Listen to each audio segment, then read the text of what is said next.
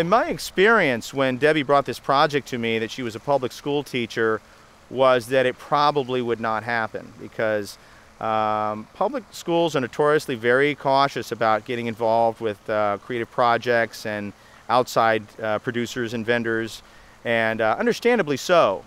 But Debbie was able to get the support and coordinate the efforts of the school system, the principal of her school. Well, I thought it was really an exciting adventure for the kids. I thought it was an overwhelming project and said to Miss Moreno, you know, can we really accomplish all of this?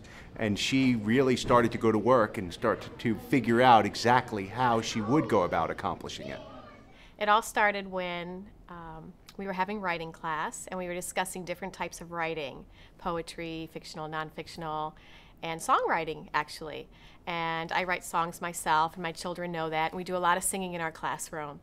And after I mentioned songwriting, one little boy, he's hearing impaired, he asked me, can we write a song? And the kids went nuts. Yeah, can we write a song? Can we write a song? And I said, absolutely, we can write a song. I'll put music to it, but let's first get through our writing test. We had a major writing test coming up, and it was a narrative writing test, not a songwriting test. So I told him, let's wait a minute, let's get our writing test finished, and we'll knock out a song by the end of the year. Well, 1 week later, the earthquake in Haiti happened, and I was at home just thinking, planning, as I usually do, one morning, and I thought, what can I do to impress upon my children the importance of helping those in Haiti?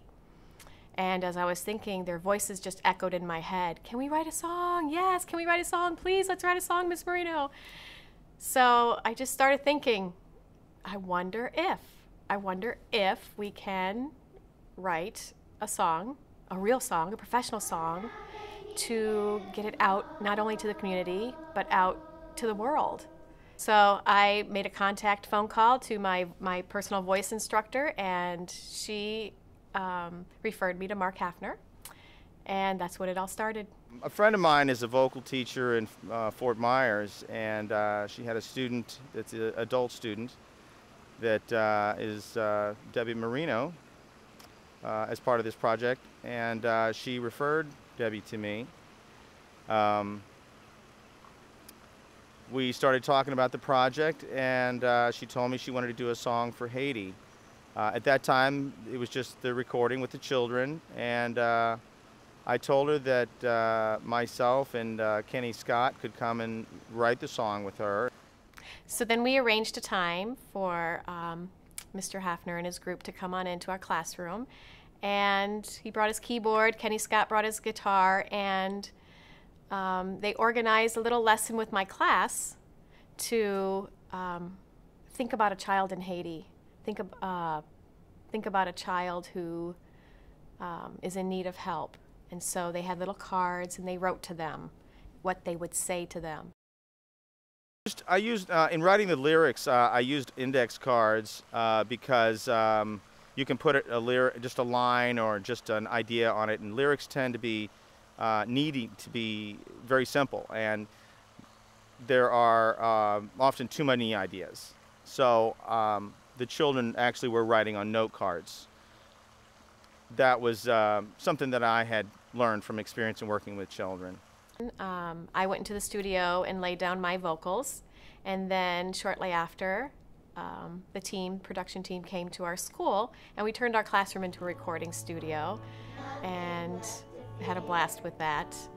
And our class decided not to keep this a secret themselves, that we really wanted to share this with everybody. So we invited representatives from the entire school to come sing with us, to build the chorus up.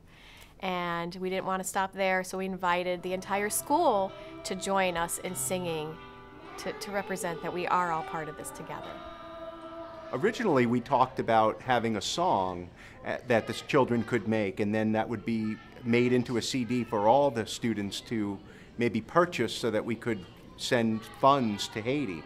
But through conversation and through work with the production studio, it ended up that we were able to make a video as well. I just knew, being a video producer, that I needed to offer that to her too. I mean, it's turned out the video's been a really big undertaking as well, as big an undertaking as writing the song, but it's really important to be able to see, you know, what's going on. It helps to promote the song, and I just felt that my involvement with it wouldn't be as productive without the video.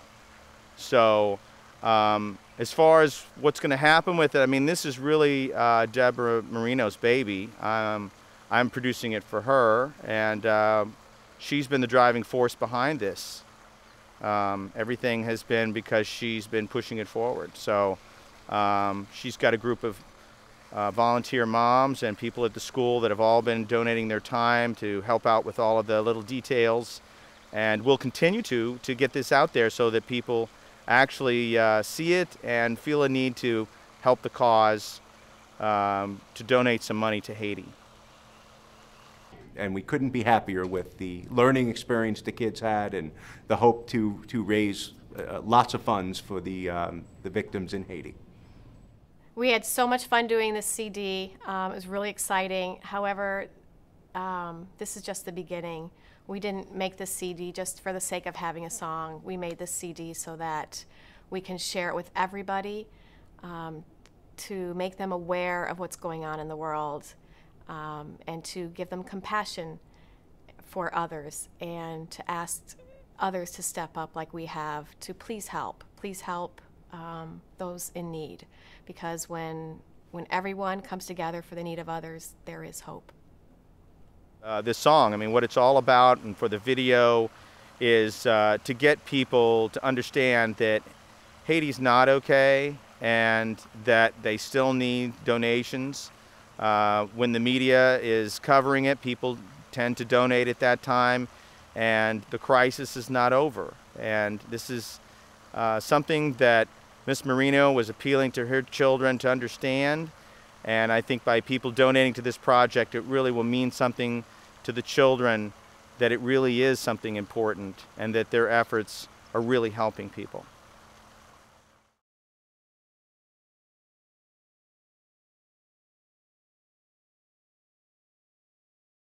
Let's ask the world to say a prayer.